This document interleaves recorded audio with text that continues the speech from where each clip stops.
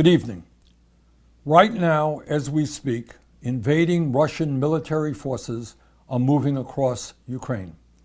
We are witnessing the most massive military operation in Europe since World War II. There must be no ambiguity in acknowledging that what the whole world is seeing today is nothing less than a blatant violation of international law and of basic human decency. This war will likely kill thousands of people and create millions of refugees.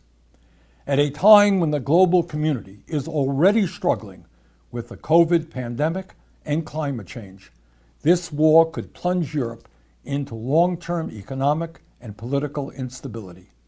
Make no mistake about it, the effects of this war will be felt here in the United States and countries throughout the world.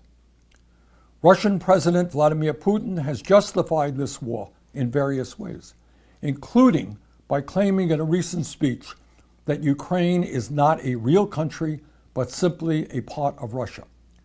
Regardless of what revisionist historical argument or flimsy legal pretext Putin may offer, this war is clearly an act of premeditated aggression against Ukraine and its people. This aggression is unacceptable, and the nations of the world must respond vigorously to defend democracy and the rule of law. In my view, it is clear that the United States and our NATO allies made real efforts over the past weeks and months in trying to address Putin's stated security concerns. Tragically, those offers were not reciprocated. As a result, now is the time to maintain unity with our allies and impose severe sanctions on Vladimir Putin and his government. Severe sanctions. These moves should not only isolate the Russian economy, but should include freezing access to the billions of dollars that Putin and his oligarch cronies have stashed in European and American banks.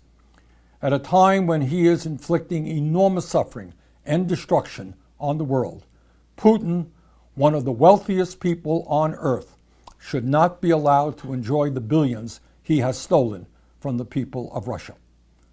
I would also note that today, even as the Ukrainian people are bravely resisting this aggression, anti-war protests have taken place in 40 different Russian cities, and at least 1,000 Russian citizens have been arrested for opposing the war.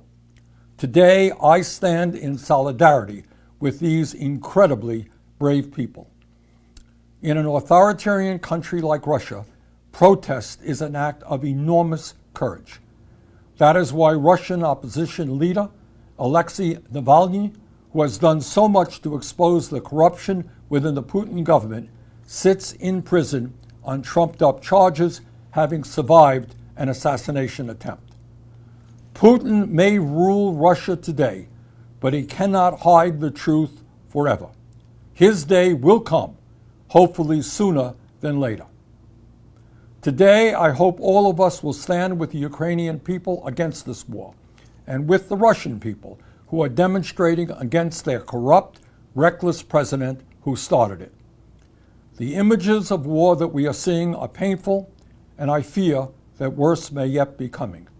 In the midst of all this horror, one area where American leadership can be very helpful is in providing aid for those refugees fleeing war. The United States must work closely with our international partners in providing humanitarian relief for the Ukrainian people, and we should also commit to accepting more refugees here in our own country. Many of you are no doubt wondering what you can help do to end this terrible conflict. In my view, the most important thing that we can all do right now is stand in solidarity with the Ukrainian people against this war and with the Russian people who are risking so much to demonstrate against their corrupt, reckless president who started it. Putin and his oligarch friends seek a divided world and the destruction of democracy. Our worldview is different. We want to see robust democracies in every country on earth, including Russia. We want a world in which people come together to address the enormous problems facing us all. At the end of the day, it will be that common humanity based on the principles of justice that brings us together and enables us to prevail. Thank you very much.